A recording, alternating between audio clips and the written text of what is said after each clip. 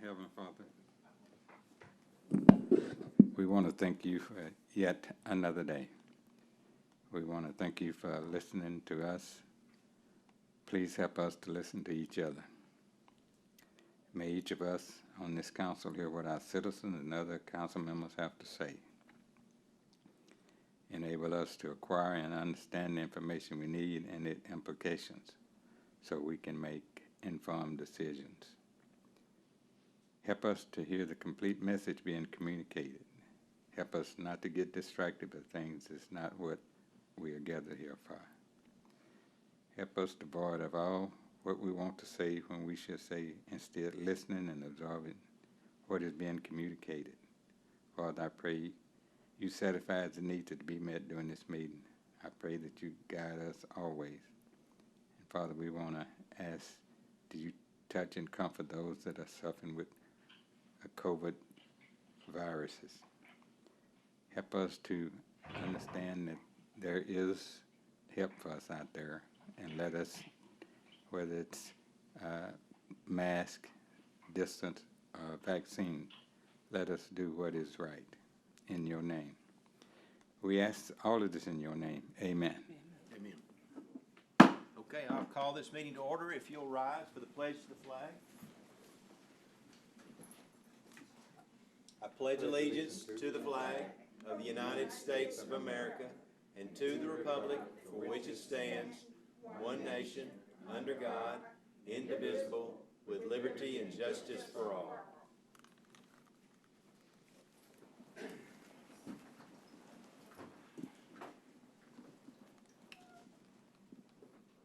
Okay, now we're to number 3, open forum, and I don't believe we have anyone signed up to speak at open forum, so we will move on to number 4.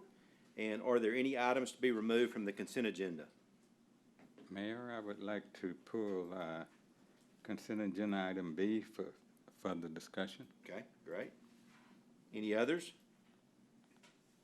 Okay, do I have a motion to approve 5A and C? So move. Move, Ms. Bellinger. Second. I'll second. Second, Mr. Anderson. Any further discussion? Those in favor signify by saying aye. Aye. Aye. Those opposed, Aye. same. Those opposed, same sign. Okay, so we will move on to 5B and Community Services Director, Mr. Bray. Good evening, Mayor and Council. Brian Bray, your Community Services Director. This item came up several months back when we started having lots of issues with people not camping necessarily in our parks, but loitering. So if I'm sitting on a picnic table down in Festival Park and I have my head down on the picnic table and my backpack's next to me, I'm not camping. So our ordinance allows the police department to enforce no camping, but not loitering. And so what we've noticed is citizens as a whole are more hesitant to go into some of these park pavilion areas because they're constantly occupied by people who are, they're not camping, they're just staying there for prolonged periods. And so we reached out to TRAPS, Texas Recreation and Park Society, and looked at other city hours for parks. And one of the most common one was a 10 p.m. closing with a 6 a.m. opening, with the ability with staff to make exceptions. So if the CVB wants to hold a concert in Festival Park, it's not something that we have to come back to council for approval, but we can just waive that in communicating with the police department and the parks department. So what we have before you this evening, Mayor, is a recommendation from staff and from the Parks and Recreation Advisory Committee to establish park operating hours where it closes at 10 p.m. and opens at 6 a.m. So, Mayor, I'd be happy to answer any questions. Yes, sir. Yes, thank you, Mayor. You brought up the point between loitering and homeless. Now, the loitering part, are we saying that these, whoever it is, they have homes but they're just loitering? Because that was my point I wanted to bring up.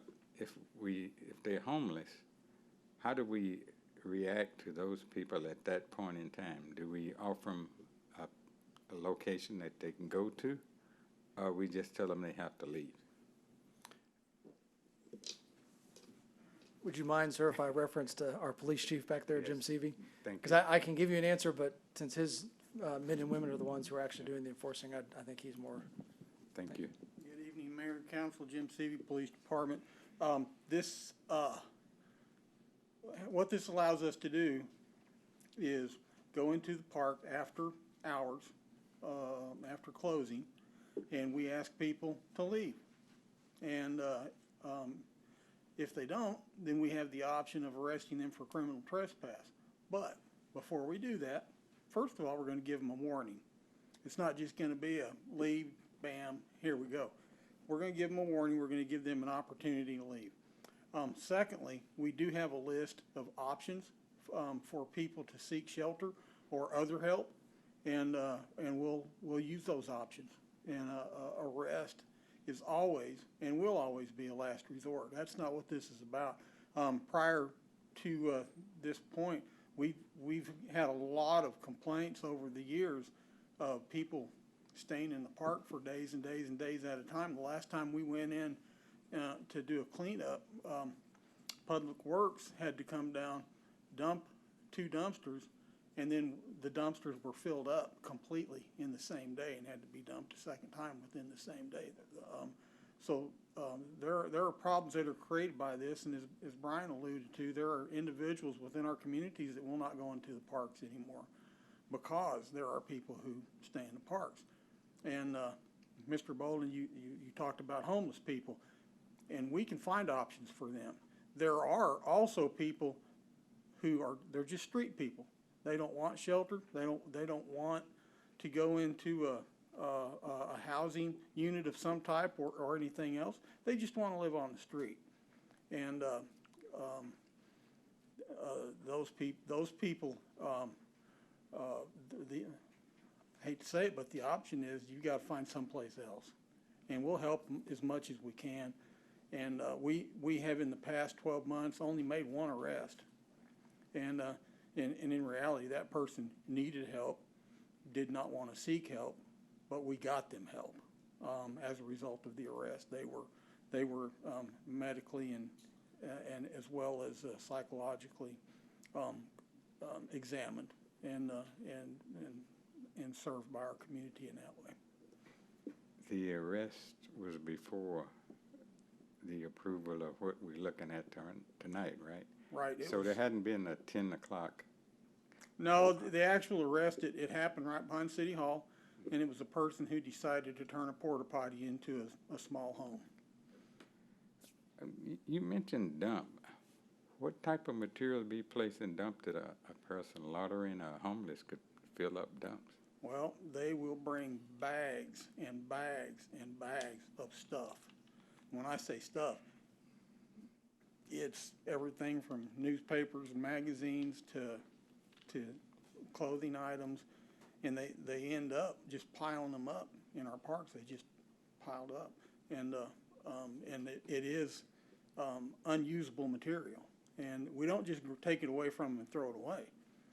Again, we ask them to find other places to go, and we need you to get rid of this litter. It's just massive littering. So actually, you're saying that we do have a protocol in place to help, but there are some that choose not to accept the help. Yes, that'd be very accurate. And there may be cases, the ones that like to live out on the streets, et cetera, is probably a mental health issue. Yes, I think so. I think that's exactly what it is most of the time. So It's a mental health issue. So we need to look at that on another. Well, Yeah.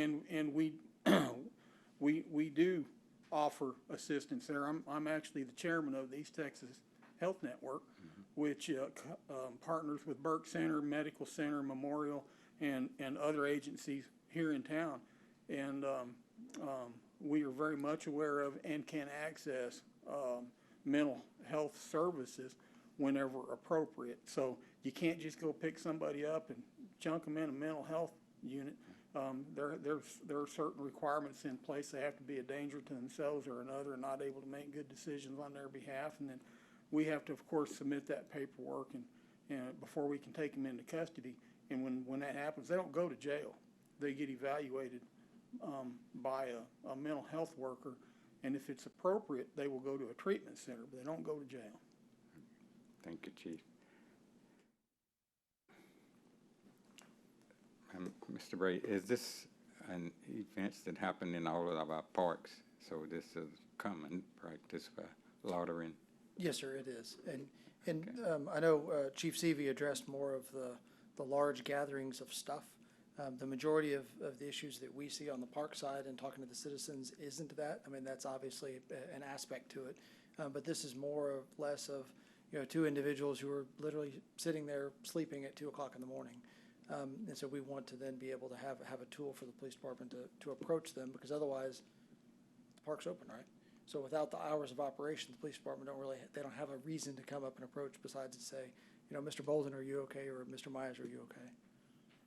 And you chose the 10 p.m.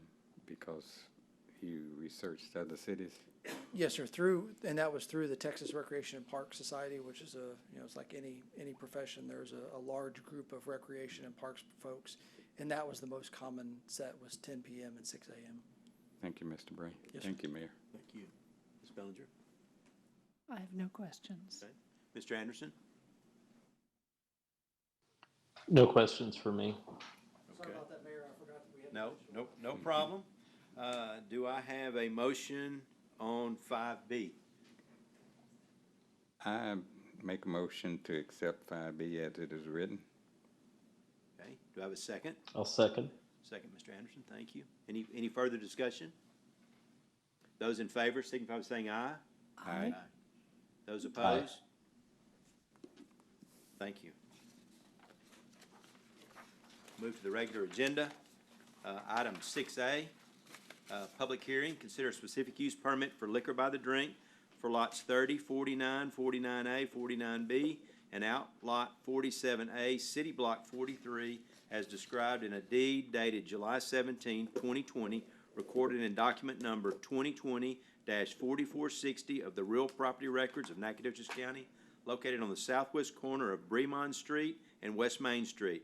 This request has been submitted by Brent Ivy of Ivy Got Property, LLC, case file SUP 2021-03. Ms. Chafin. Thank you. Lana Chafin, City Planner. Per the zoning ordinance, should a location where liquor by the drink is closer than 300 feet to a single-family zoning district, the owner must first obtain a specific use permit in order to operate that business. This property does abut R1 single-family zone directly to the south, therefore an SUP is required. And this process allows staff, the commission, and council to review these individual requests and then impose any conditions if necessary on these types of development. The purpose of this particular specific use permit is to develop the property with an indoor-outdoor bar and food service establishment. They're also proposing a family-friendly outdoor recreation area, which we'll talk about in more detail. And the applicant is also proposing to accommodate local food trucks and live entertainment on the property. The property is zoned B2 General Business and I1 Light Industrial and is currently vacant. The area consists of a mix of zoning districts and land uses, including commercial and industrial development, and also a number of legal nonconforming single-family residences that are located along West Main Street, and those are also zoned B2 General Business. The property located immediately to the south is vacant, but was previously developed as an industrial use and actually takes direct access to Bremont Street. The future land use plan does designate this property and the surrounding area as single-family residential, with property to the east being designated as rural development. And this rural development designation is likely due to the property's proximity to Bonita Creek and the significant floodplain in the area that you saw on that first aerial photograph. The future land use designation is not consistent with the current zoning of the property. However, the request does further several of the land use policies of the comprehensive plan, including considering and minimizing potential negative land use impacts, including noise, odor, excessive light, and traffic. Also includes maintaining compatibility with existing uses, and also promoting buffers between residential and commercial uses. Additionally, staff finds that while the future land use designation is not consistent with the current zoning of the property, the request again is otherwise in compliance with the comprehensive plan with those land use policies that I outlined below. And if I could, I would like just to take a moment and note that within the comprehensive plan itself, it does outline criteria for when the comprehensive plan should be evaluated and updated. It actually outlines 5 to 10 years. And that includes all elements of the comprehensive plan, including historic preservation, housing and neighborhood, drainage facilities, and the future land use plan. And the reason for the update is to make sure that the plan still reflects the current conditions and economic and development trends. And so whenever you don't do that, it's difficult to anticipate future development because you haven't considered some of those current demographics and development in the area and so on and so forth. And so if the current plan had gone through that evaluation process within the last 18 years, then some of these areas might actually reflect the request that's being made. And so that's why it's so important that we update these things regularly. And so I just wanted to take a moment to point that out, because as we go through the other items, you'll notice that those also are not compliant with the future land use plan. All right, moving on. So what you see on your screen, this is the specific use permit site exhibit. And we'll go through the different elements. As I said, the applicant intends to develop the property with an indoor-outdoor bar and food service establishment. The area that you see outlined in blue, that's actually going to be the permanent structure, and then the outdoor covered seating. That'll include the bar area, permanent restroom facilities, as well as cold storage, and then the cover deck will be outdoor seating. This area will be approximately 1,500 square feet for the actual structure, and then 2,500 square feet for the outdoor covered seating. They're also proposing a small stage for live music on the southeast corner of the building. That's that little square you see highlighted in pink. And they intentionally located it away from the residential areas to the south and west in order to try to prevent any kind of nuisance from the noise in late night hours. The outdoor recreation area, that's highlighted in yellow. It's approximately 2,000 square feet, and it'll include activities and games such as cornhole, washers, darts, bocce ball, things like that. The applicant is also proposing, again, to accommodate local food trucks, and the applicant is attending remotely, and I'll let him expand upon that in just a little bit. And they're also proposing operating hours for the establishment between 11 a.m. and 10 p.m. at night. As I stated, Excuse me, yes, sir. repeat that again right quick. Yeah, so the applicant is proposing to limit the operating hours of the facility from 11 a.m. to 10 p.m. at night. Okay. And so that would be the restrictions for those activities. As I stated, some common nuisances for these types of facilities, especially if they're outdoor, include light and noise that could be generated from those outdoor activities. And so they often have a greater impact when they're in proximity to residential areas, which is why we require the specific use permit. Property directly to the west is actually developed as a single-family residence, and then properties located farther south along Weaver Street are also developed as single-family. In order to offset any kind of negative impacts of that development, the applicant is proposing to preserve a natural buffer. That's the area that you see highlighted in green. So there is an existing natural buffer that includes several large existing mature trees that the applicant is preserving in order to buffer any noise or light or anything of that nature. This area is approximately 30 to 70 feet. And we find that this would be more effective as a buffer than what our minimum ordinances would require, which is a 6-foot-1 fence and then just a 10-foot landscape buffer of newly planted trees.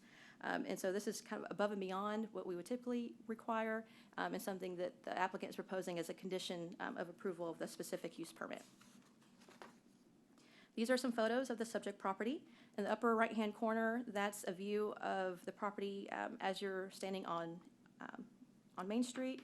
The property, the pictures on the bottom are actually standing on the property. So there is an existing old concrete pad that they're going to utilize for their parking. So they'll resurface that and utilize that for parking. And then the picture on the lower left is just kind of that open area where those permanent facilities are proposed. We sent out 11 notices to property owners within the 200-foot notification area, and we received two written responses. Both of those were in favor of the request, and we included copies of those in your packet. One of the requests came from that property owner directly to the west where that single-family residence is developed at 715 Main Street, and the other is a property owner directly across the street of the vacant lots on the other side of West Main. This application was also subject to those additional noticing practices that City Council approved back in January of 2021. These included a zoning sign on the property, and you saw that in one of the site photos. We also included sending courtesy notices to all those property owners within 500 feet, so it expanded notification area, and then advertising the public hearings on our city website and our social media platforms. On your screen, we provided the conditions for approval that the City Council must consider when evaluating these types of requests. And they include compatibility with adjacent land uses, making sure that the development doesn't prevent the orderly growth and development of adjacent properties, ensuring that it actually has adequate facilities like utilities, access, drainage, ensuring for the adequate design of drives and parking, nuisances like we just talked about, lighting, landscaping, and the comprehensive plan. And so based on the findings that we outlined in the staff report and then those we talked about during the presentation, staff does recommend approval of the specific use permit. The Planning and Zoning Commission did hear this item at their August 9th meeting, and they also recommended approval of the request unanimously. And again, Brent Ivy, the applicant, he is attending remotely. Should the council have any questions? And with that, I'll conclude my presentation and open it up to City Council for questions. I would think we would go to public comment. So is there anyone here who would speak in favor of this public hearing? Okay. Anyone that would speak in opposition to this hearing? I'm sorry? Yes.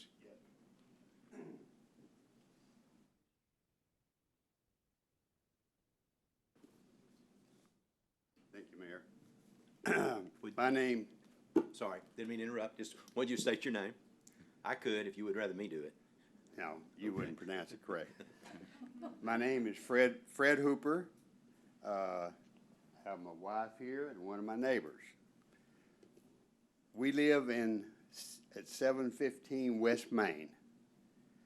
That is the house that joins this property that you're considering right now. We've lived in this house for 38 years. It's the old Middlebrook house. We're only the third owner of this house since it was built in the late 1800s. So Kay and I bought it, and we have been restoring it, building. We've put in a guest house, a nice 2-bedroom guest house, open forum type guest house, a large swimming pool. I have built an office. I have built a workshop and a greenhouse, and I've acquired additional land such that I now have in our little estate 7 acres. Now, talk about noise. All you have to do is sit on one of my decks and listen to those trains come through. All you have to do is sit on one of my decks and listen to the noise that comes from Festival Park, some of the other venues around here that will actually generate enough noise to be quite disturbing.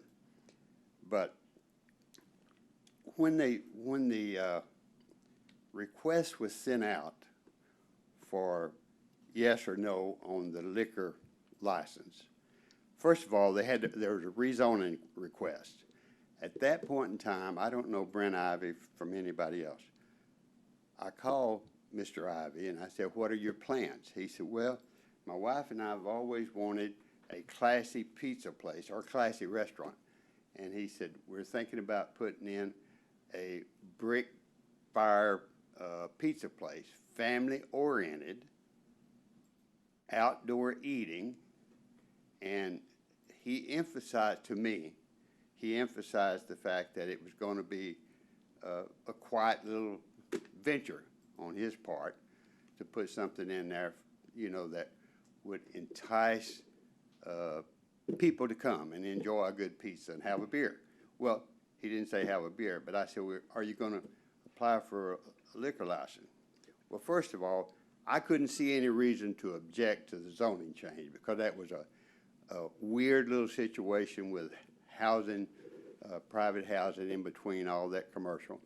And so I signed off on that. Shortly thereafter, I got a notice about the liquor by the drink. And I thought, well, he's going to have a pizza place. For him to be successful at a pizza place, he's probably going to have to sell beer to some of the people that eat pizza. Then I found out So I signed off on it. So you will find in your records here that I've already signed off on it as approving, not objected. But then I find out by reading the paper, and I guess maybe I overlooked something during this whole transition, that it's going to be much more than that. It's going to be an open air bar and all. It's going to have food trucks. It's going to have a theater, not a theater, but square feet of coverage, seating, stage, outdoor. That's just below me. I mean, it is next door. How many of you would like to have a entertainment venue next door? There's no way. The planning group can talk about noise abatement. They can talk about buffer zones and all that. Well, I got a buffer zone from the edge of my driveway all the way down to this property, and you can still hear everything that goes on primarily in this city. So I can't imagine what it's going to be like with open air entertainment, food trucks in there, liquor by the drink. It's going to be very disturbing as a homeowner to have to tolerate that. So, although I signed off on it originally, I would like to rescind that sign off, because this has grown into more than what I perceived it to be on the basis of the conversation that I had with Mr. Ivy. And I don't know Mr. Ivy. I don't know his wife personally, but I know his wife's family. I grew up with him over in the Aiken community. She graduated from Excelsior School in the 8th grade as valedictorian. So I know she's got some quality in there somewhere. And I went to Excelsior School through the 6th grade, and then we moved in the Center District. But I don't want to cast down on the misleading that I received in the beginning, but I think this thing has grown beyond what I was anticipating happening. And I can't imagine what it would do to the property value, or my property value, you know, and I would just like for you to consider. In fact, I would specifically like for you to vote no on this issue, because I don't think there'd be, the way it's laid out, now there may be some compromise, but open air, I mean, when there's anything downtown, there's Festival Park, now, for example, Bonita Hall, they have some very large venue, you know, occurrences there. But we don't hear it. It's all inside. It's buffered, and we don't hear it at all. But like I say, Festival Park, we can sit on our deck.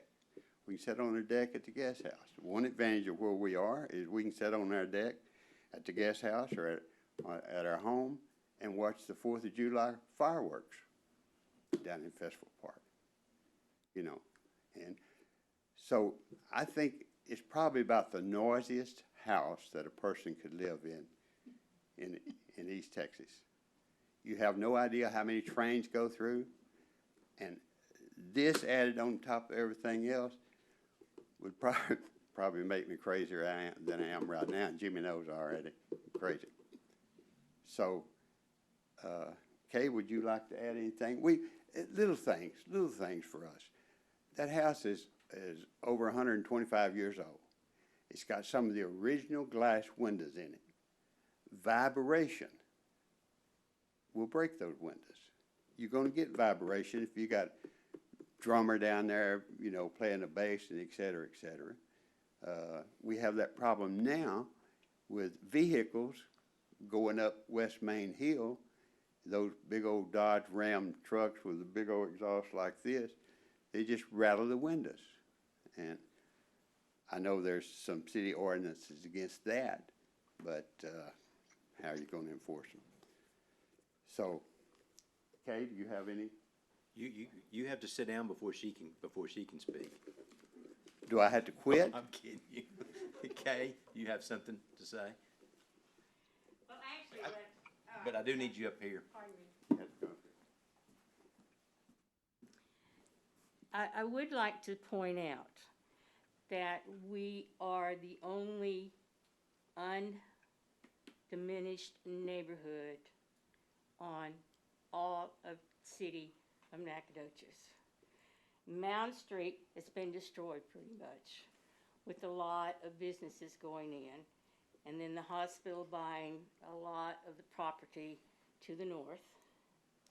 South side, down by Vestal Park, at one time was pretty nice when I was small here, and it's just now growing back. The east side has never been developed really well. The west side, where we are, still has some fantastic old homes in it. And we talk about the oldest town in Nacogdoches, and we've got beautiful old homes that were built in the late 1800s, and you want to take away, to me, what is the last remaining old section of Nacogdoches. And I'm very emotional about it because I grew up here. I loved it. Went to school, hated seeing all of those houses on North Street being torn down. And that's what I'd like for you to consider. Thank you. Anybody else? Barbara?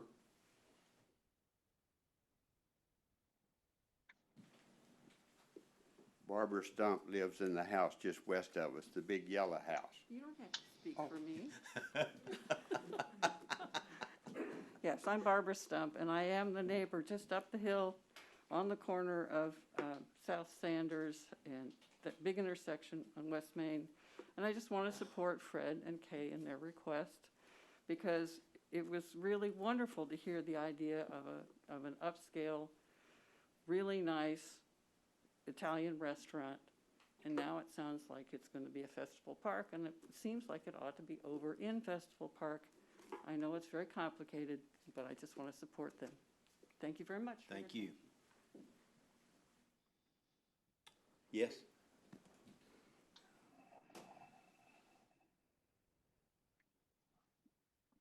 I'm Bill Sheridan, and the only concern I have about this, and I have Flashback Cafe, is the traffic.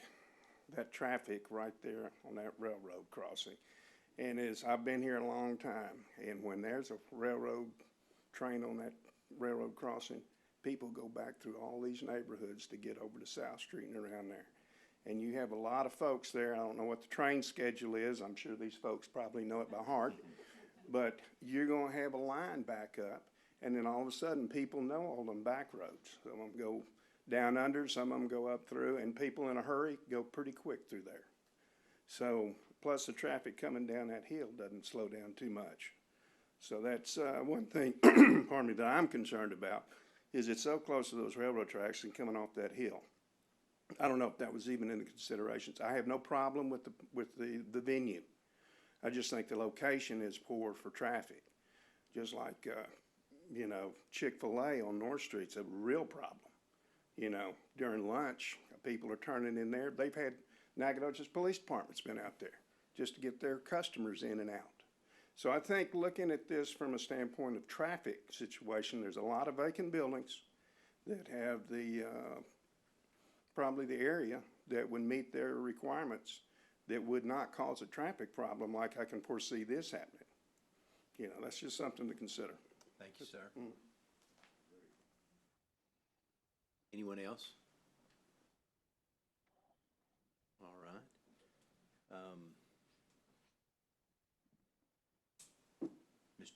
Mr. Ivy, would you care to speak? I do now. Sorry I couldn't be there. I'm out of town. Got called out of town for work. I have talked to Fred Hooper on the phone. I have actually met Ms. Stump and talked about our idea. And I believe I mentioned to them that we had purchased a wood fire pizza trailer that we were going to have at the location. I hope that we're some of the I guess, hesitancy's coming from is the stage that's referenced on there. The only reason we put that in the application is because as we were going through the process for the specific use permit, you have to detail what all you think you will do or might do or are going to do as you operate this place. We, in our minds, we had it as maybe a place where someone could play acoustic music. We're very cognizant of the neighborhood around us.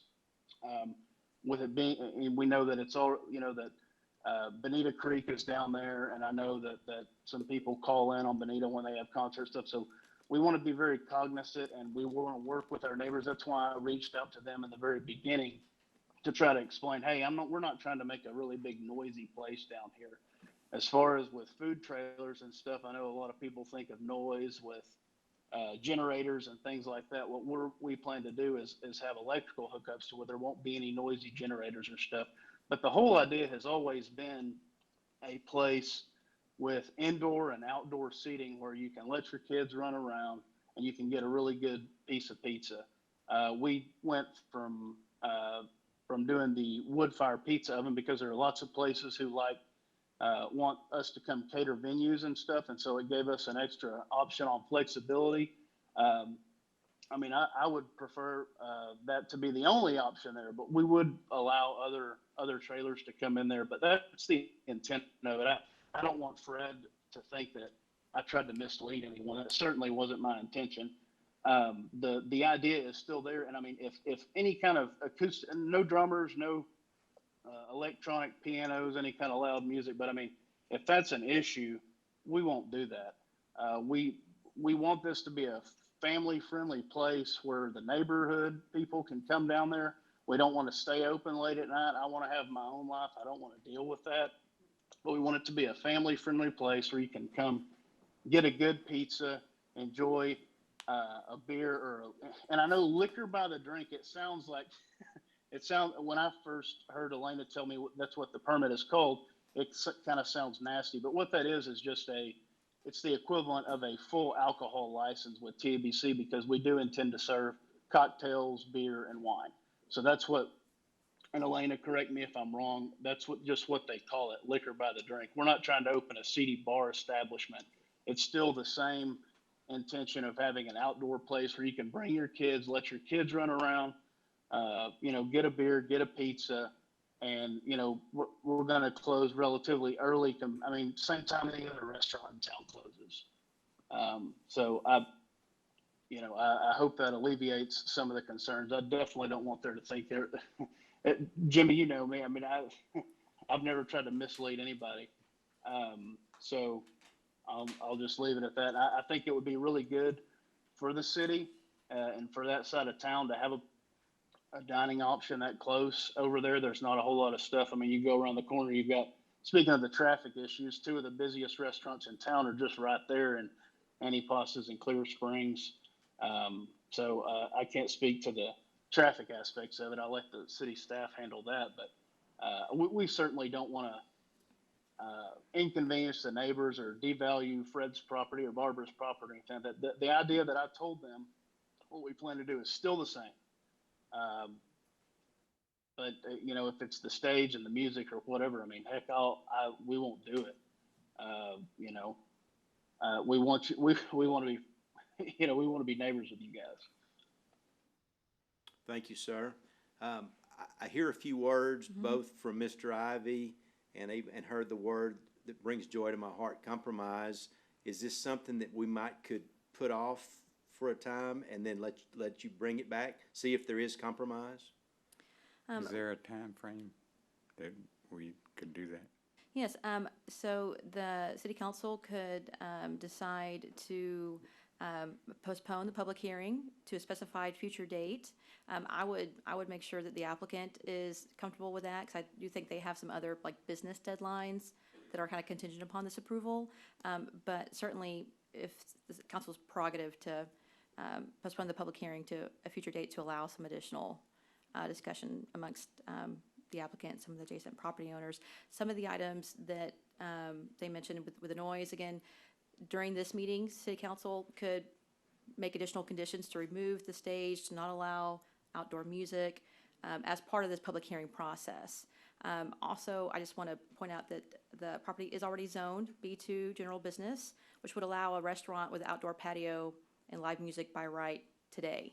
And so this actually allows the council to impose kind of conditions above and beyond what would normally be applied to just a typical restaurant development. Does that answer your question? Yeah, well, Okay. but I mean, the Yeah. best thing for the council, and I'm speaking for all of us, but I'll let y'all speak too, would be if there is a compromise that could come back and everybody was in agreement when they came back, rather than us imposing, coming up with arbitrary ideas to impose. But I'll let Ms. Bellinger, you speak. I have some questions before we Okay. move toward that.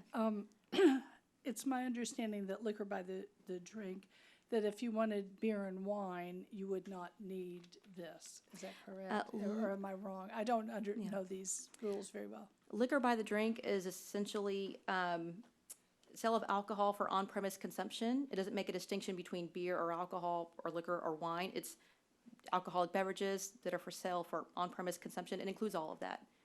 So, but can you have, like, for example, the sale of beer without this same liquor by the drink? I don't know the rules. Yeah, there's different variations for alcohol permits. You can get a beer and wine only permit. You can get a mixed beverage permit, which includes the additional liquor drinks. There's wine only permits. So there's variations depending on your business model, and oftentimes those come with different pricing, right? So the mixed beverages, that permit tends to be more expensive, have more regulations versus just the beer and wine. So for this special use permit, is there any differentiation of a special use permit of alcohol by the drink or just beer and wine? Or I'm trying to understand that. The definition of the liquor by the drink essentially just speaks to alcoholic beverages for on-premise. It doesn't distinguish between what types of alcoholic beverages. Is there but in a special use permit, we could lower that standard? That's what my question is. Can we lower the standard if that is something that they're interested in doing and everybody's interested in doing? I'm just curious about that. I'll comment on that, and then I'm going to ask our city attorney to correct me or chime in on that. But Put him to work. city council can impose conditions, but we need to make sure that we tie it back to the specific conditions of approval for those types of requests, and make sure that they're not arbitrary or capricious. Typically, when we're imposing conditions, there's some sort of physical condition to mitigate nuisances. Making a condition that would only allow beer and wine versus mixed beverages, I'm not, city council could do that. I'm not sure if that wouldn't be subject to challenge because, I'm not going to, you don't even have to look that up right now. But I'm just trying to explore some other issues. And we can do some more research on that and bring it back to you if you like. The other thing that I wanted to comment on is that we all may have very good intentions, but what we do right now allows people to do whatever is allowed within that request. And so if we do move to postpone this so that there can be further discussions by all parties, I know when this was presented earlier, I heard a really nice family pizza place. And in reading the comments that we were given, it was a little different for me. But I would like, even if there is compromise or whatever, I would like to see it tied down to, so that, for example, if it's sold to somebody else, that we won't have this issue, even if the owner agrees he's going to do certain things a certain way. So does that make sense to the neighbors? I would like it a little more tied down. And specific use permits do run with the property, just like a zone change. right. And the ordinance, we actually outline those specific conditions of approval. So that way, if they are in violation of the terms, then that's grounds for city council to actually revoke that specific use permit or amend the terms of that agreement. And so if the property owner were to sell it, the terms would stay the same. They wouldn't be affected by the ownership. I'm just trying to make that very clear, that whatever, if there is agreement to be reached, that it's very clear within the permit. Anything else? Does that make sense? Did that make sense? I hope. Yeah, thank you, Mayor. Nothing. Mr. Anderson? No, you I was just gonna make a comment. I'm sorry. Yeah. Sorry, Mr. Anderson. Mr. Bolden? My original concern was going to be noise. One of the things is, like the train, I live on Arden Hill, top of Arden Hill, and I can hear that train rumble through. Now, it seemed like I can only hear it during the early morning hours, and I don't know if it's because the city noises went away or not, or is that the only time it runs. But that was going to be my first question about the noise on the venue. I don't really think I would have a noise issue with the open seating, and certainly don't have any issue with the liquor sales, because wine is a big seller in Nacogdoches, even compared to other drinks. This really is not an easy one to answer right now, but I would like for, do you have to really completely reapply if we, reschedule this at a different time? No. Okay, all right. So I would like for the owners to get together with the citizens and maybe come up with a compromise. Thank you, Mayor. Okay. Mr. Anderson? Yes, I have a couple of things to say, given that this is very much my neck of the woods. And I'm very much in favor of pizza and a beverage and live music. I definitely understand the residents or the adjacent residents' concerns. However, looking at the proposed plan, I think there's a pretty easy way to figure out how to include what Mr. Ivy wants to include with the project, including the stage, just by a little relatively minor reorientation that will, I think, pretty easily correct any noise issues.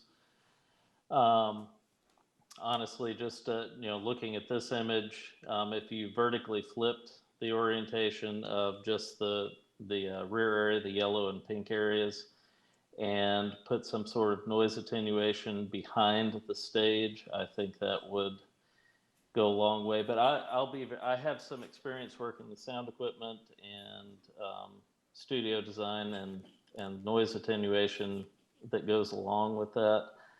And I'll be very happy to work with Mr. Ivy and consult with Mr. Hooper and Ms. Stump and make sure that everybody feels comfortable with something, because I'm very much in favor of the project going forward. But at the same time, I understand their concerns, and I'd like to find a compromise, and I'll be happy to help with my experience in any way that I can.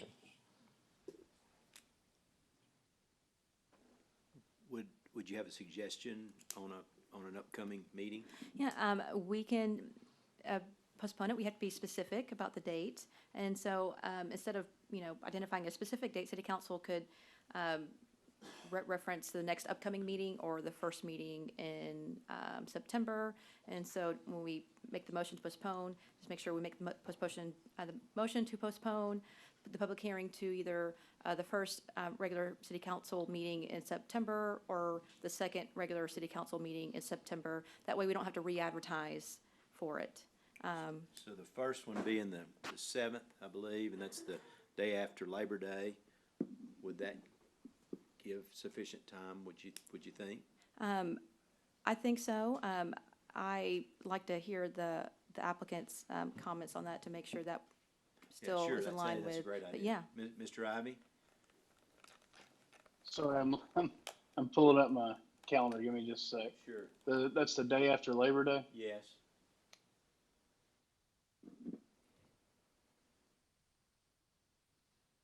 Then our next one would be the 21st. I'm good with that on the 7th. Okay. If Fred and Barbara, if they think that's enough time for us to get to, I'm out of town through middle of next week, but hopefully that gives us a couple weeks where we can maybe get together and sit down. I'm getting nods from both of them. I think that's a reasonable time frame. That would be fine. Okay. I hope he sticks with his promise. Okay. And we want to write a specific use permit that indicates that. And knowing Brent and knowing you, I think I'm hopeful that we can accomplish that. Because I sure want to make all of you happy. All right. So, I'm sorry, Mr. Ivy, did you say the 7th is good? Yes, sir. Okay. Do I have a motion? I so move that we postpone this till September 7th. Right. Second. And a second from Mr. Bolden. Okay, any further discussion? Those in favor signify by saying aye. Aye. Those opposed, same Aye. sign. Thank you. Thank you. Thank you all for being here. 6B, public hearing, consider a zone change from B2 general business to R4 multifamily for Lot 3, City Block 56 of the Alvarez subdivision number 1, located at 3327 Old Lufkin Road. This request has been submitted by Brian Omar Rojo, case file ZON 2021-06. Ms. Chafin. Thank you. Again, the zone change request is from B2 general business to R4 multifamily for approximately 0.9 acres of land. The R4 multifamily district is intended for higher density residential areas, which contain a mixture of residential types, single-family, two-family, and multifamily dwellings. And the district regulations are designed to protect residential characteristics of the area and to prevent overcrowding of land. The R4 district is considered a commercial zoning district, and locating and mapping the district and then in determining residential adjacency. The subject property is currently developed as a single-family residence, and this residence has served as the applicant's primary residence for the last 7 years. The home was constructed in 1970, prior to the adoption of the city's first zoning ordinance and zoning map.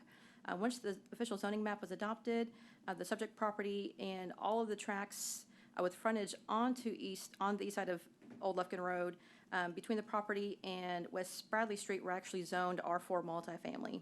Then in 1985, the subject property, along with the 8 tracts that you see just south of that property outlined in yellow, those were rezoned to B2 general business. And just to clarify, single family is not a permitted land use under the B2 general business zoning district. Therefore, that zone change in 1985 actually rendered the property legal non-conforming, which means it's grandfathered in, it was legal when it was built, but because of changes to our ordinances, it no longer complies with current code. There are some impacts based on that legal non-conformity, specifically the appraisal and the ability of the property owner to refinance the home, as well as the ability of the property owner to renovate the home or expand the home in the future. The surrounding land uses are primarily single-family residences or undeveloped tracts along that section of Old Lufkin Road. The 2 lots that are located between the subject property and Old Lufkin Road, those are lots 1 and 2 of the Alvarez subdivision. Those were actually developed as a gas station and a church somewhere between 1985 and 1994. I'm not exactly which year, but those actually are no longer occupied. They've been vacant for a while. So that's just a description of the adjacent zoning and some of the developed uses in the area. The 2003 future land use plan designates the majority of the property as rural development and then a portion along the eastern boundary of the property as commercial. The future land use plan, again, is not consistent with the current zoning of the property or the majority of the properties that are also fronting along Old Lufkin Road. That being said, the future land use plan is not a rigid parcel-specific mandate for how property should be developed. It's just a general visualization of how an area should develop and grow over time. So whenever we're looking at this request, it's always important to look at the land uses in the area and harmonize those land uses, both existing and proposed, to make sure that it's consistent and doesn't create any kind of adverse impacts with what's there today, and to allow just for better blending of zoning and just development. As stated, the majority of the tracts along Old Lufkin Road are zoned R4 multifamily, and they're either undeveloped or they're developed as single-family residences.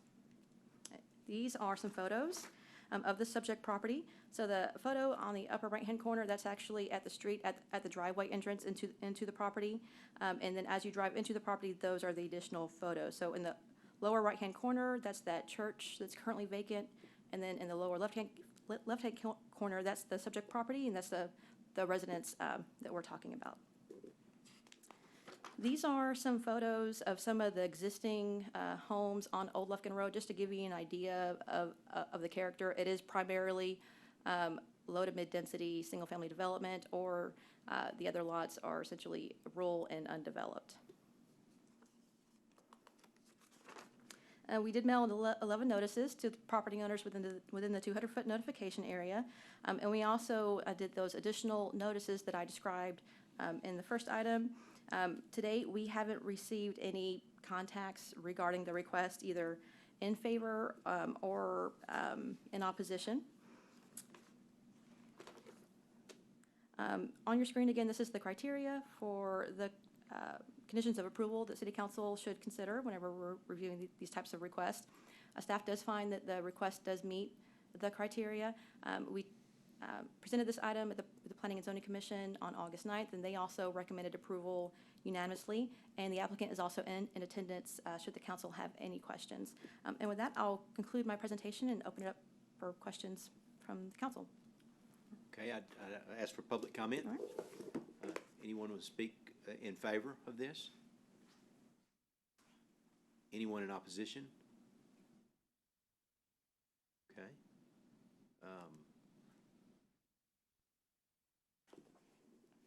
Council, would you like to hear from the property owner? You have a question? Or, I don't have any questions. okay, so no questions of Ms. Chafin either, or any comment? Mr. Anderson? I don't have any questions at this point. Okay. Well, with no questions, do I hear a motion regarding B?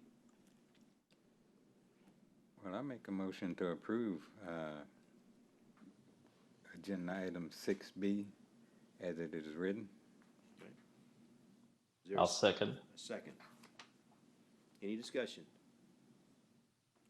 Okay, if no discussion, those in favor signify by saying aye. Aye. Those opposed? Aye. Those opposed, same sign. I've got to learn to wait for you, Mr. Anderson, I'm sorry. Okay, we'll move on to C, public hearing, consider a zone change from B2 general business to R2 single family for lots 8 through 16 and lots 19 through 23, City Block 56, Section 1 of the Brook Hollow Addition. This request has been submitted by Damon Register of Double D Land Investments LLC, case file ZON 2021-07. Ms. Chafin. All right, thank you. Again, this request is a zone change from B2 general business from B2 general business to R2 single family for 14 lots located along both the east and west side of Brook Hollow Drive. The R2 single family district is intended to provide a slightly higher density residential development pattern, and the lots in this area must be at least 6,000 square feet. Similar to the other item we just heard, Section 1 of the Brook Hollow Addition was established as a residential subdivision in 1970 prior to the adoption of the city's first zoning ordinance and zoning map. And at that time, deed restrictions for the subdivision were actually established to limit development of the area to single-family residences because there was no city zoning in place. Shortly thereafter, after the zoning ordinance was adopted, properties with frontage along most of the city's major commercial corridors, North Street, South Street, Southwest Stallings, and the section of Southeast Stallings were all rezoned to B2 general business. The last remaining undeveloped lots in the subdivision include the subject properties and then 4 lots at the entrance of the subdivision and 3 lots located at the southern end of Brook Hollow Drive. The remaining lots on Brook Hollow Drive are developed as single-family residences, and if the zone change request is approved, the applicant does intend to develop those subject properties as additional single-family residences. As stated, the Brook Hollow Addition Section 1 is Zone B2, but it's developed as single-family residences. Property to the east includes a large undeveloped tract. It's also Zone B2, and then property to the west of the subdivision is undeveloped and it's located outside of the city limits. The adjoining Brook Hollow Addition Section 2, which is located along Ridgeview Drive, which intersects with Brook Hollow Drive, that's also Zone B2. And it's primarily developed with manufactured homes, and that section of the subdivision is about 40 or 50% built out. The proposed R2 single-family zoning district is consistent with the with the existing development in the area. The subject property and all the remaining lots within the subdivision does consist of lots that are approximately 8,240 square feet in size. The zoning ordinance requires 6,000 square feet for the R2 single-family zoning district. So the lot sizes are consistent with the zoning request and those dimensional standards. The construction of single-family in this area should not significantly affect the density, as it's a similar development pattern. And thus, staff believes that it's compatible with the other properties in the area. The 2003 Comprehensive Future Land Use Plan designates the majority of the subject property as rural development. And again, the future land use designation isn't consistent with the current zoning of the property or other properties in the immediate area. That being said, the future land use plan is a general visualization of how areas should develop over time. The last time the comprehensive plan was updated was in 2003. As stated, the major tracks along Old Lufkin Road, wrong case. This zoning request is in response to needs for housing, and therefore it does fit into the goals of the comprehensive plan, specifically the goal to promote growth inward, which is long-term growth in appropriate areas to achieve efficient, diverse, and balanced patterns of land uses. And also some targeted objectives include encouraging infill development where appropriate, including where infrastructure already exists, and then planning for a mix or separation of land use types based on the desired location, density, and pattern of development in the area. These are some photos of the subject property. Again, these are vacant lots. They haven't been developed, but all the infrastructure is in place for that construction. These are some photos of the existing homes along Brook Hollow Drive to give you an idea of the character.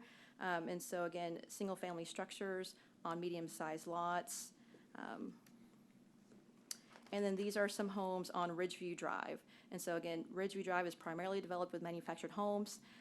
The lots on the north side of Ridgeview Drive are smaller in nature, and so those have more of the single-wide manufactured homes, whereas the lots on the south side are more of your double-wide. They're larger structures. We did mail 11 notices to property owners within the 200-foot notification area, and we did receive one response and support, and that was included in your packet. That's from the property owners immediately south of the subject property. And we presented this item at the August 9th Planning and Zoning Commission meeting, and they also recommended approval.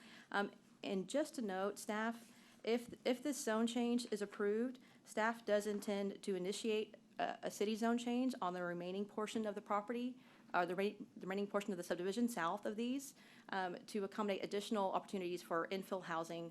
And essentially, these lots, the way that they were developed, they don't accommodate commercial zoning. They don't have commercial frontage, which is why they haven't been developed today, because just the subdivision as it's laid out is just not compatible for commercial development. So changing it to residential will allow those properties to actually develop and provide some of that missing middle housing that we've been talking to you guys about in some past meetings as well. So just wanted to throw that out there. On your screen, we have the conditions for approval.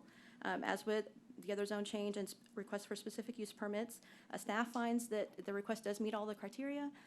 We recommend approval, and again, the Planning and Zoning Commission also recommended approval at their meeting on August 9th. And the applicant is also in attendance if the council has any questions. Okay, I guess I'd ask for public comment. Anyone want to speak in favor? Anyone, public comment in opposition? Okay. Council, do you have any questions? No, just a comment. Okay. Mr. Bolden? Thank you, Mayor.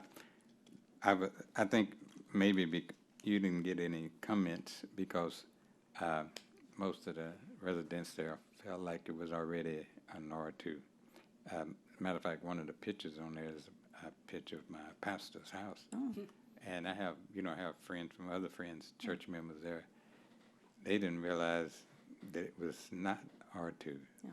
So, no, that's just a comment. Okay. Thank you. Thank you, Mayor. Mr. Anderson? Yes, just a quick comment. I would like to say that I think this development is definitely much needed. And in spite of how much of a troublemaker I know Mr. Register to be, I'm also very familiar with the quality of his work, and I am very confident that he will develop those lots in a very responsible way and add some much needed moderate income housing in there for the community, which is something that we are definitely short of. Thank you. You mentioned changing zoning. Would that only be on this street, or would that be on Ridgewood also? And how would that affect the mobile homes? So we would propose to initiate a zone change for the remainder of Brook Hollow Drive on that southern end and Ridgeview Drive. So manufactured homes aren't actually permitted in the city today, regardless of the zoning district, unless it's in an established mobile home park or mobile home subdivision. And so a zone change from B2 to R3 or multifamily actually wouldn't impact the permitted manufactured homes that are there today. They're grandfathered in, and our ordinances dictate that if you have a manufactured home that's grandfathered in, you can those homes can remain on those properties in perpetuity, and you can actually replace them for new ones for maintenance. The only time that we wouldn't allow one to be located back on the property is if that lot became vacant for 6 months or more. So they have 6 months to once they remove an old home to place a new one on there. So the zone change wouldn't affect the ability of those current homes to stay there or be replaced or maintenance or anything of that nature. Right. Good info. Thank you. Okay, I think we're ready. Is there a motion for number 6C? So move. Moved by Ms. Bellinger. Do I have a second? Second. Second, Mr. Bolden. Any further discussion? Those in favor signify by saying aye. Aye. Those opposed, same. Aye. Same. Thank you, Mr. Anderson. Those opposed, same sign? Okay, motion approved. 6D, receive a presentation, hold a discussion, and give staff direction regarding the proposed 2021-2022 budget. Finance Director, Ms. Kerbo. Mayor, Council, Pam Kerbo, Director of Finance. Tonight, we're going to do another run-through of the proposed budget that is going to be the exact same budget that y'all saw 2 weeks ago when we met. This is the official filed budget as it exists today. So we're just going to take a high-level overview, and then any questions I'll be happy to answer. General fund operational revenues. As you'll see, we are proposing $27.2 million in operational revenues in the general fund, made up specifically mostly of property taxes and sales taxes.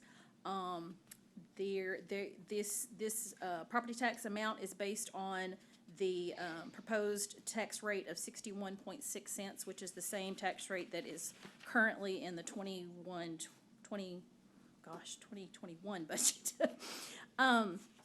We also, on expenditures, by classification, this is where we show you by personnel costs, supplies, maintenance, those types of categories, where personnel services in the general fund is about $21.5 million of the $27.2 million. Then when looking at general fund expenditures by function, this will show you general government, which is your admin departments, finance, legal, city manager, those types of departments, public safety, of course, fire and police, animal control, highways, which would be streets and public works administration, and then cultural and recreational, which would be parks, rec, cemetery, historic sites. So you'll see there again, total expenditures of $27.2 million proposed. On the capital equipment and capital improvements budget, we have about $930,000 worth of capital equipment that has been proposed and $715,000 worth of capital improvements as listed. Jumping over to the utility fund, proposed operational revenues of $19.8 million. This is with the existing water and sewer rates. There is no proposed rate increase this year. Utility fund operational expenditures, you'll see that that is about $15.7 million, and it's split into the categories personnel, supplies, maintenance, and contractual services. For utility fund capital equipment and capital improvements, we're proposing $498,000 worth of mostly vehicles, heavy vehicles, that includes a dump truck and various crew vehicles, as well as capital improvements in the water and wastewater system of approximately $7 million. On the sanitation fund, this, again, sanitation charges of right at $5.5 million. We are not proposing a rate increase this year, so this is at existing rates for a total operational revenue of approximately $6.8 million. On sanitation fund operational expenditures, 5.2, listed there by the categories personnel, supplies, maintenance, etc. And sanitation fund capital expenses for equipment and improvements. Capital equipment, we actually are proposing 3 garbage truck purchases this year. If you'll recall, in the past, we have been trying to replace two trucks for the last several years. This year, we're in need of an additional, I think it's a side load that we haven't purchased in several years. We normally buy a front load and a rear load every year, and I think this is a side load truck that needs to be added, as well as a replacement brush truck and a dozer. And then the capital improvements is an additional $750,000 in landfill expansion cost. Items to note, there are no increases in health or dental insurance premiums for this fiscal year. We will be proposing a raise in the city's minimum wage. We have included a 1% COLA for all employees. This does include additional employees, as presented several meetings ago, to council for code enforcement, customer service, historic sites, streets, utility and sanitation operations. It does not include the community outreach and engagement function that had been discussed previously. Just a reminder of the next few steps that we'll need to take as far as the budget is concerned. Tonight, of course, we'll be open to any input that council may have as to additions or deletions from the proposed budget. We will also be voting on a proposed tax rate. This is a new item that was added when Senate Bill 2 was passed. This is not a vote adopting the tax rate. This is a vote adopting a proposed rate for us to bring to you a budget during the budget hearing for adoption based on this proposed rate. So whatever we vote on tonight is going to be what the budget will be presented to you at the budget hearing, and then, of course, the tax rate hearing is when you will actually vote on that, and that is on September the 14th is when we'll actually vote on the adopted tax rate. On September the 7th, we will have a public hearing on the budget.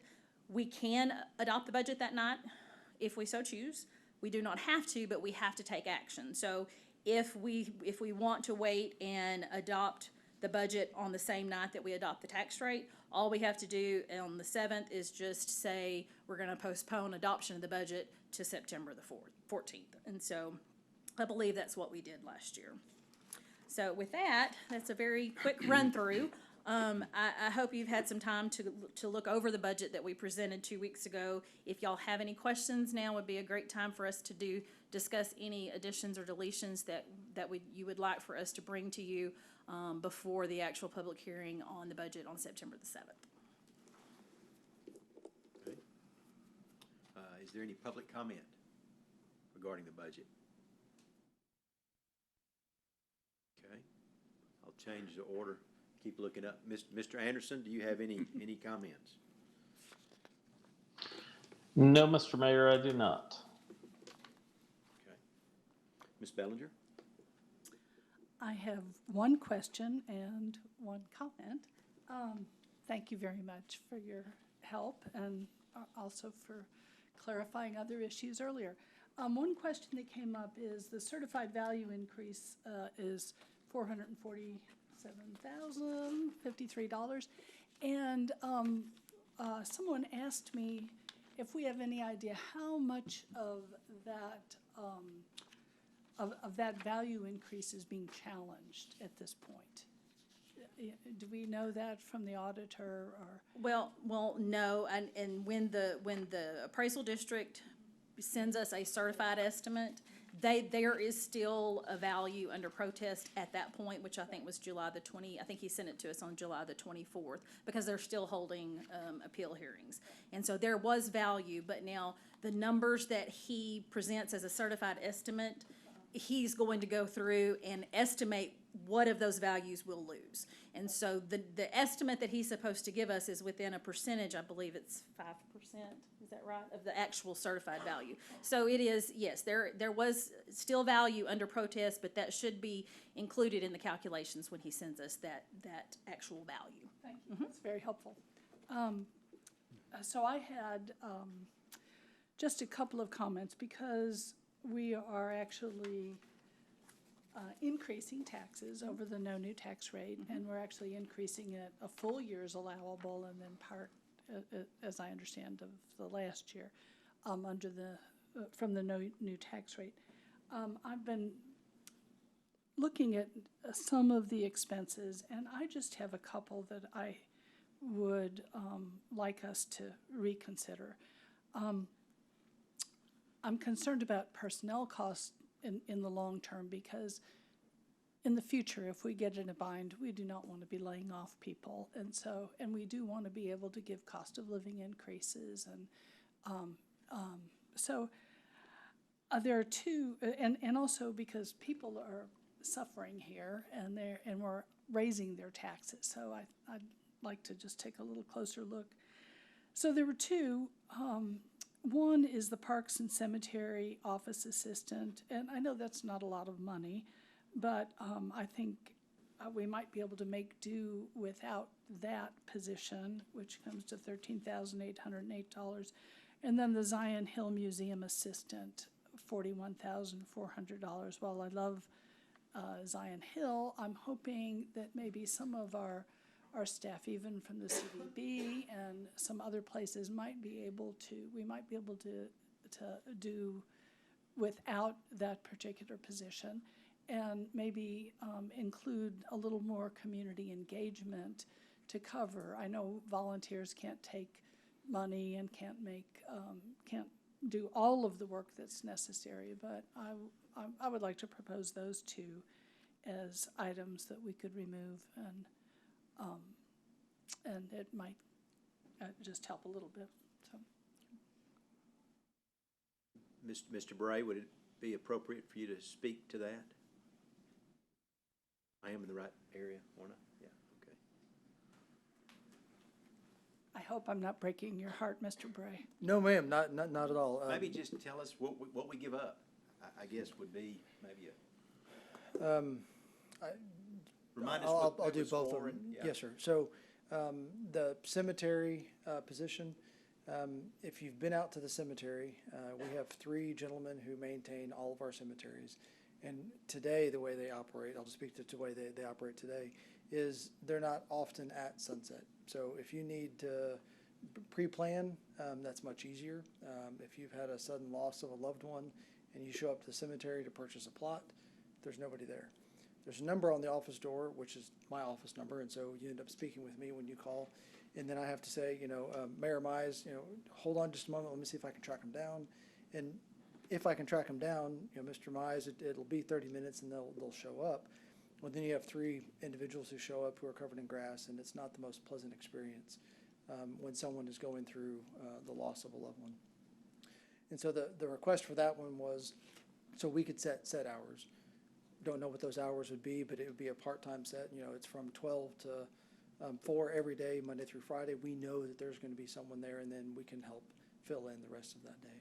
In terms of Zion Hill, when we opened up the railroad depot, we added 1 person, and that was Bethany Griffin.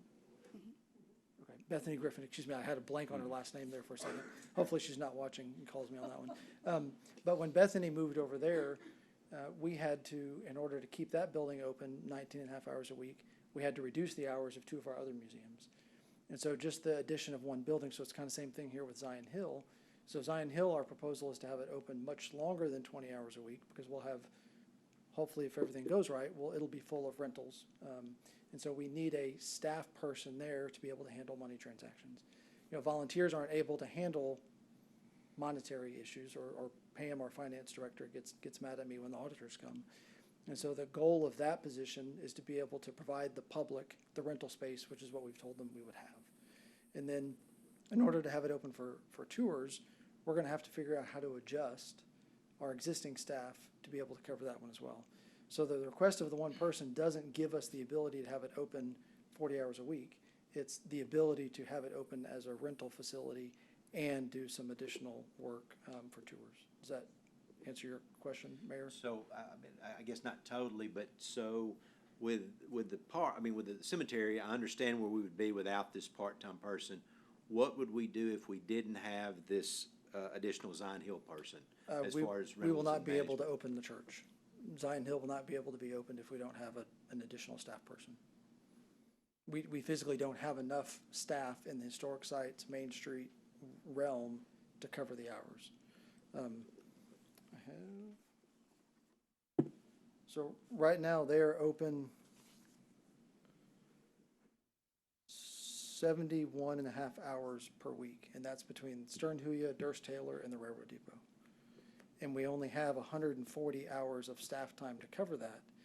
But, you know, as kind of as a side note, the historic site staff don't do just historic sites.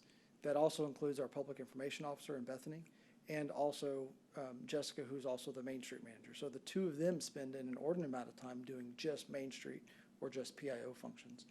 And oftentimes the two of them are having to work Saturdays as tour guides because there aren't enough staff to cover the buildings. So in an ideal world, everybody works, nobody takes vacation, nobody gets sick. We can manage it on a bare bones schedule. But one of the things we're also trying to do is increase tourism. Well, we would like to eventually be open longer on Saturdays and open on Sundays, but there aren't enough man hours or woman hours in the week to cover those things. So the short answer, Mayor, is without additional staff, we do not see a way where we could open Zion Hill. Okay, well, I mean, that caused a problem, I would think, with what we've invested and what community people have invested. Yes, sir, I would agree. Is the tour guides, is that extra pay on the weekend for them? I mean, No, sir. that So out? when someone like Jessica, you know, she's the few and the brave, the salaried employees per se, she just gets to work a 6-day week. One of the questions that somebody who's involved with historic Nacogdoches was asking is, could somebody already who is officed, perhaps even in a different, actually be located there and have their office there? Because part of it is, I mean, do we really expect, you know, tours to be around the clock? I'm not sure what we expect, and I know Zion Hill isn't even going to be open until July or August or something. Correct. So kind of to answer part of that is, no, it will not be around the clock, and the budget request that you see is for a full 12-month cycle. But we don't expect to have those funds expended in next year's budget because we know that the facility will not be open for the full year. So the $40-something thousand will not be expended in next year's cycle. But in order for y'all to see what the total impact is, that's why you see the $40,000. Sure. In order to have tours, you have to have set hours. And we don't have the staff to cover set hours. And I wouldn't want to speak to you know, Mario's other staff and say, yes, I could take someone from the fire department or someone from this department. Within the community services division, which I can speak to, we do not have additional staff to be able to cover, or to have myself office over there half of the day, or have somebody else office over there. We just, our division is bare bones as it is. For instance, why we're asking for the part-time staff at the cemetery.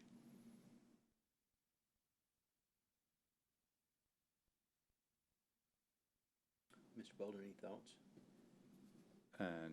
No, not on that issue anyway. I was gonna ask Ms. Pam another question when she Okay. get back.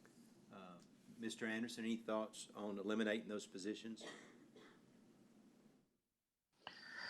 You know, I am aware of how thinly spread Mr. Bray's department is currently, and I would tend to agree that in order to operate that facility as intended, and in order to get the cities and the communities very significant investment in renovating it, get the full use of that investment, we need to have somebody who is more or less dedicated to that. And I would think that, you know, I would assume that Mr. Bray could utilize that staff member when that arises, to help take some of the load off of his other staff members as well in other areas. But I would tend to agree that in order to get the return on investment with that renovation, we need to have somebody at least mostly dedicated to it.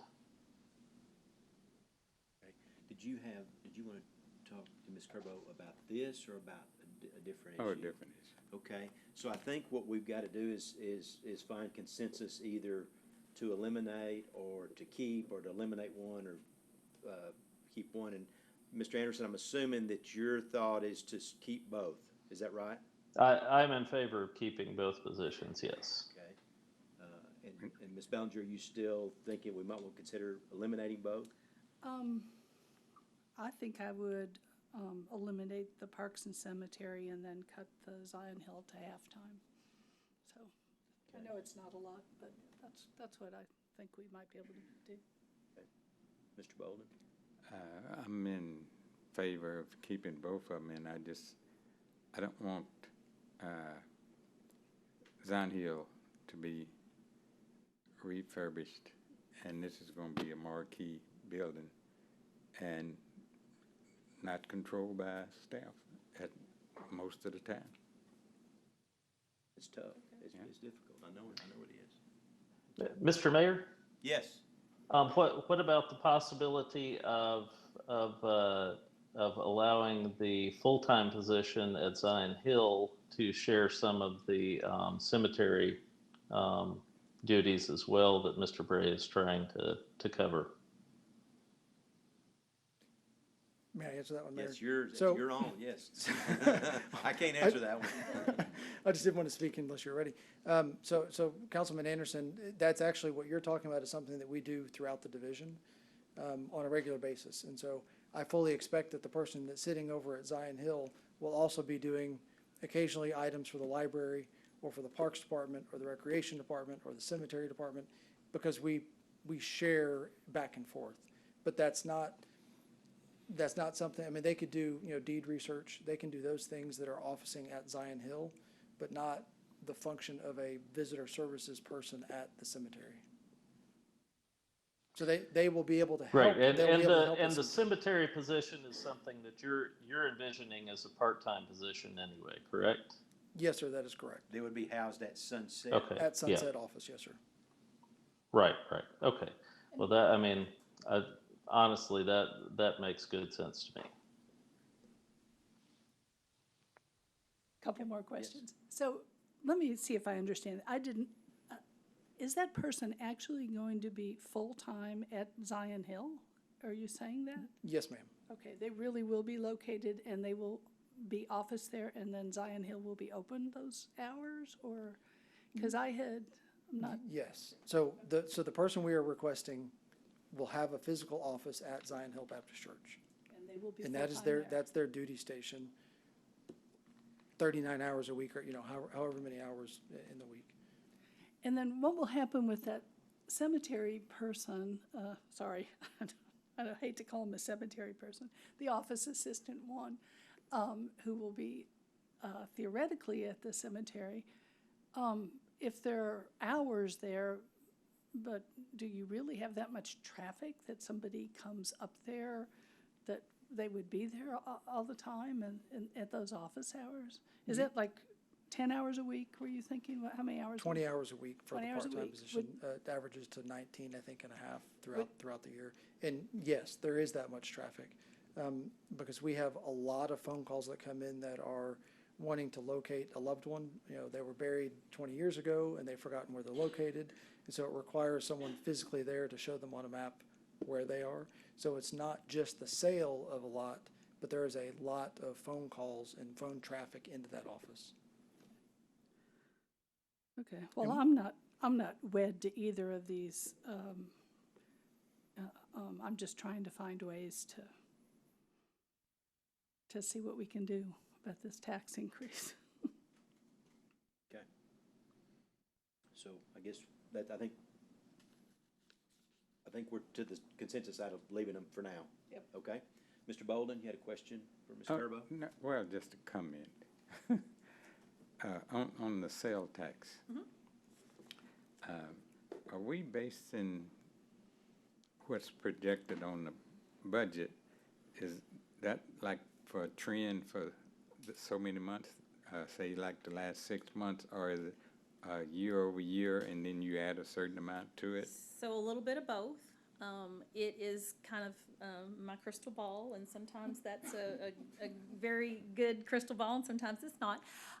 Basically what I do is I go back and we have a spreadsheet that has, decades of sales tax history. Okay. And so what I've looked at, because last year was an anomaly, which Right. for us it really wasn't, but we've tried to take into account, normally I look at 1 year prior and adjust by percentage. But we actually looked at 2 because I wanted to see the year before COVID and COVID year and then going forward. And if you'll notice in the sales tax receipts here recently, we have had double-digit increases. Now, we're going to end this year well above the $7 million mark that I've proposed for next year. So historically, what we've seen is an increase every year. We have not seen a sales tax drop year over year in a long, long, long time. So if everything holds true for the last 12 to 15, 20 years, and we at least meet or beat this current year, the $7 million figure is still conservative, okay? Because it will be less than what we actually take in this year. But I was just not prepared to go above what we think we're going to do this year, because we don't know really what's going on, why we're seeing double-digit increases during this pandemic. And so I didn't want to shoot us too high. So it's still conservative, even though it looks much, much larger than what we have seen in the last couple of years. Yeah, because the monthly report is throwing me off. No, it's I'm throwing saying this everybody number, off. This 7 million there just ain't right. Looking at those numbers. Yeah. And like I said, I think we're going to beat the 7 million easily this year.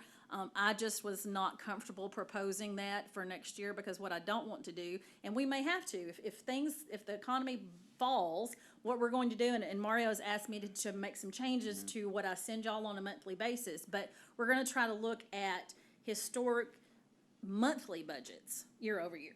Instead of where you fall within the whole year, what does a normal March look like? So that when March comes in, I can tell you historically if that's up or down for March. And so you'll see some changes coming to that soon. But we're hopeful that we're still on the conservative side on that budget. No, let's gamble. Let's throw it. No, I don't gamble. I think the city manager wanted to add. Yep. No, Mr. Bolden, your comments are spot on. It has been one of those unique years. That's why we can't just compare 2020. We have to also include 2019, because supposedly that was a normal year. But nothing's normal now. And that's why I've asked Pam to look at, as we move into the new budget year, to look on on an average, what we should be collecting on a monthly basis and what we actually collect. Because if we're hitting our marks, things are great. If we aren't hitting our marks, for whatever reason, we need to find out why. Was there an audit? Was there just a decline in a certain segment of the economy? So that if we do start seeing a trend, we're at least trying to be as proactive as we can and either stop purchases, do a freeze on hiring people. I mean, we don't want to, obviously, as Councilmember Bellinger said, the last thing we want to do is do layoffs. And I'm not predicting that at all. But if we're not on top of things, we're just looking at year over year, things may be great, but if we're not hitting budget, that's a concern. And that's really where we need to be at. So certainly at every quarter, at the 6-month mark, we'll have certainly a better feel where we are budget-wise, but we can also do kind of more granular at the monthly level too. I'm not complaining, by the way. I'm not complaining either. I've talked to Pam about going to Shreveport or Yeah. Thackerville, but she won't let me. Thank you, Pam, for I had wondered if part of that might be due to the changes in requiring the sales tax to revert back to the point of purchase. And that has been that's been an impact over the last year and a half or so since that's passed. And so, yes, we see those Amazon purchases or whatever, we see a very big increase in those types of issues. But the double digit increases are blowing our mind. Well, but hey, we love it. And may I add too, I think the other thing is, we all experience it, prices are going up. So when something costs more, that percentage that we get as far as sales tax is more as well. So that's part of it. Well, and something I think we talked about a lot last year is, and people are moving around more now, but for the last, year or so, the first year or so of COVID, people were hesitant to go shop in even Lufkin or Tyler or Longview, much less Houston or Dallas. And so people were shopping in Nacogdoches. And so we saw a lot of those sales that we might have been losing in prior years staying home. And so you never know. I mean, people may just got used to doing that. I don't necessarily want to drive 2 hours anymore if I don't have to, so. Well, now, there's probably, the construction items went sky high. Yeah. And there was a lot of work in that area. So. Yeah, we saw a significant increase in building materials supply stores, Thank you. Okay, so if council's ready, we'll move on to E. I don't think there's a vote required on D. E. I do want to add one thing. Mr. Bray, you know where I live, and I will come over and be visiting Zion Hill and hoping that things are really moving quickly there, and that's my 2 cents. Okay, E, 6E, City Council record vote on proposed tax rate for the 2021-2022 fiscal year. Finance Director Kerbo. Here I am again. As previously discussed, our assessed value this year is $1,871,000,000 and some odd dollars. That includes approximately 17.3 million in new property that was added to the tax roll this year. This is an increase of, I would say, around 4.5% over the assessed value from last year. Our prior year tax rate was 61.6 cents per 100 valuation.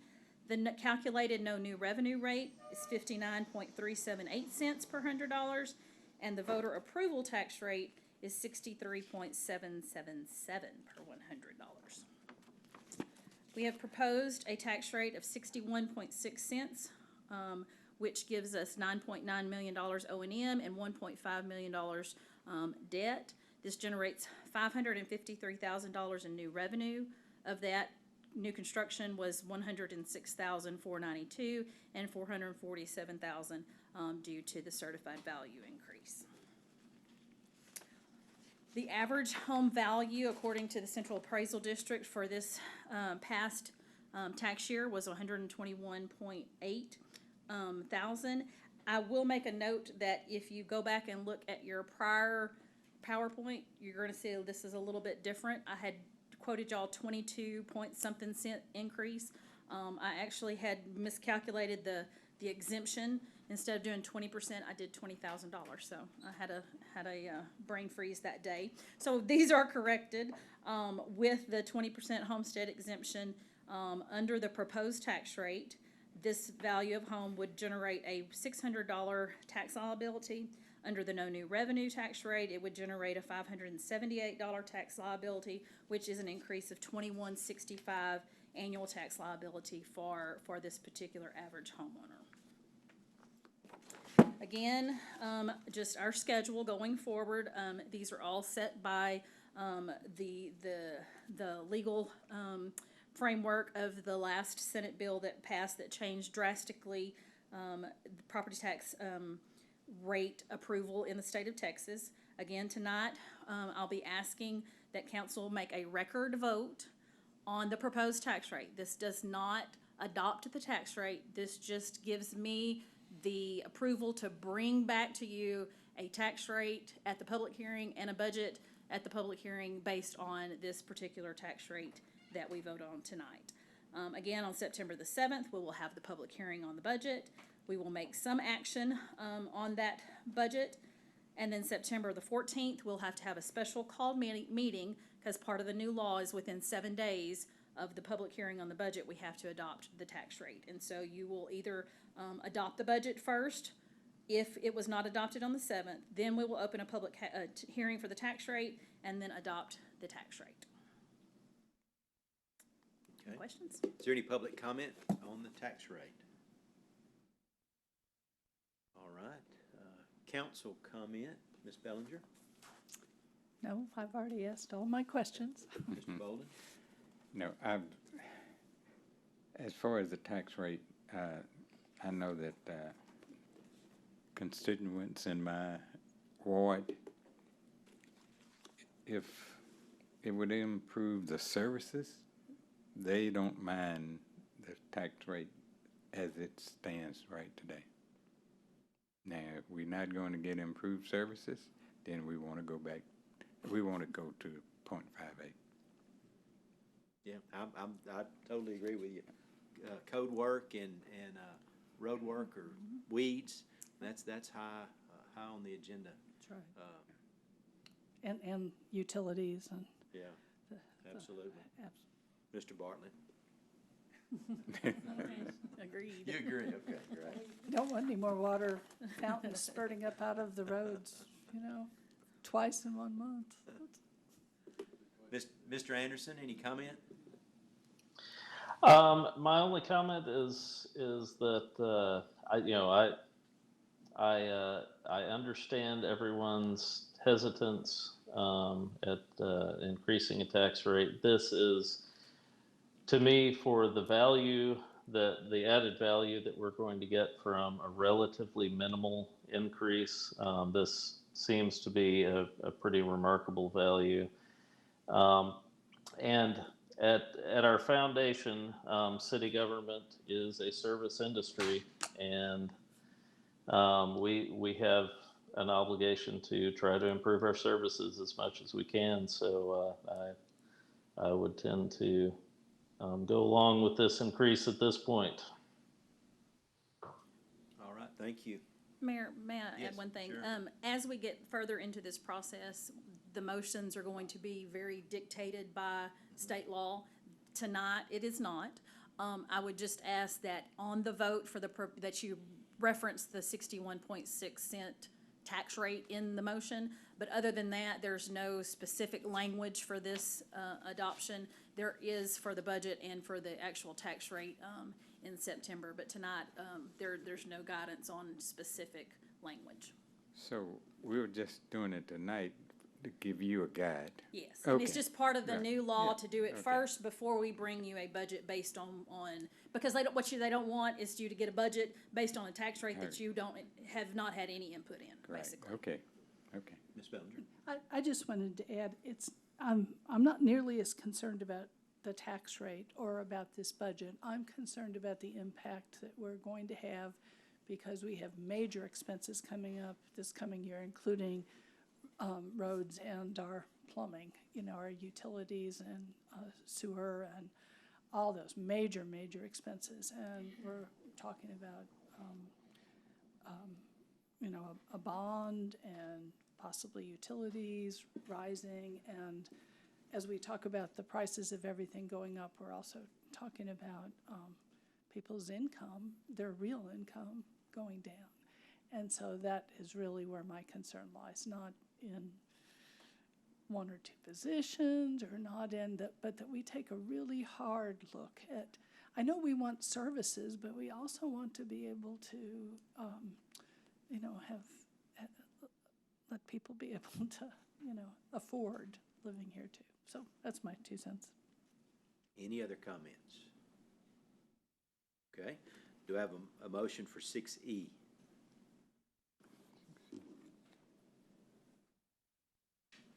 Would that be to just leave the proposed tax rate at .6160 per one Yeah, I would hundred. just say yes, to Yes. propose a Yeah. tax rate for the 2021 fiscal year is 61.6160. That's Yes. my motion. Ditto. Do we have a second? I'll second. Second, Mr. Anderson. Any discussion? Those in favor signify by saying aye. Aye. Aye. Aye. Those opposed, same sign. Okay, that motion carries. So we'll move on to F, consider approval of an interlocal agreement between Nacogdoches County and the city of Nacogdoches to provide assistance to the city from the justices of the peace in the event that the city judge is unable to, or unavailable to perform magistrate duties. City attorney, we finally get to hear you speak. Oh, wow. How exciting for you. Or not. Actually, tonight I'm speaking for Judge Watts. This is her agreement, and allows her to operate the courts when she's not there, for the courts to function when she's not able to be there. The courts, of course, have stated court hours during the day for court sessions, but the judge is on call 24/7 for magistrate duties, which if someone is arrested, they are presented at the county jail. And when they're presented at the county jail, if they have charges that fall within the jurisdiction of municipal courts, they have to have appropriate guidance given to them about when to appear in municipal courts and given their rights and so on. This allows for the justices who are often on call at the jail to be able to respond to give magistrate warnings to those people who are detained on city charges, as well as other charges, most likely, without having to hold them and wait for Judge Watts to show up if she's unavailable. As it is now, Judge Watts she earns a vacation, but I don't know that she's taken one. She's certainly entitled to take one at some point, and this would be something that allows someone to step in and take care of that business for us while she's not around. It is a creative way to solve a problem of not being able to hire someone else to stand in the way. Many cities have 2 municipal court judges for that purpose, but it also doubles the training cost as well as the staffing cost and the continuing education costs that go along with that. This allows us to do with one person what other cities have to have 2 or more to do. So it's a really creative way, so Judge Watts should be patted on the back for that. Because it requires an agreement of 2 governmental bodies, it requires you all to actually bless it. So we're asking for your blessing. Great, thank you. Any public comment on this item? Okay. Any comment from the council? I don't have, let me just ask a question. The city judge, is it a requirement that they be a lawyer? State law does not require municipal judges or justices of the peace to be lawyers. You have a lawyer as a city judge, and you are fortunate to have that. I know that the Justice of the Peace only takes so many hours of training. Matter of fact, I could qualify to be one. You could. But I didn't know about the city judge, if they was required to be a lawyer. State law does not require it, and council member, I would have to look at your ordinance to see if your ordinance requires it. Some cities do, some cities do not. Since you have one, I haven't bothered to check to see if she was legal or not on that basis. No, I mean, but the Justice of the Peace basically does a lot of the work that she does right now, right? They do comparable work.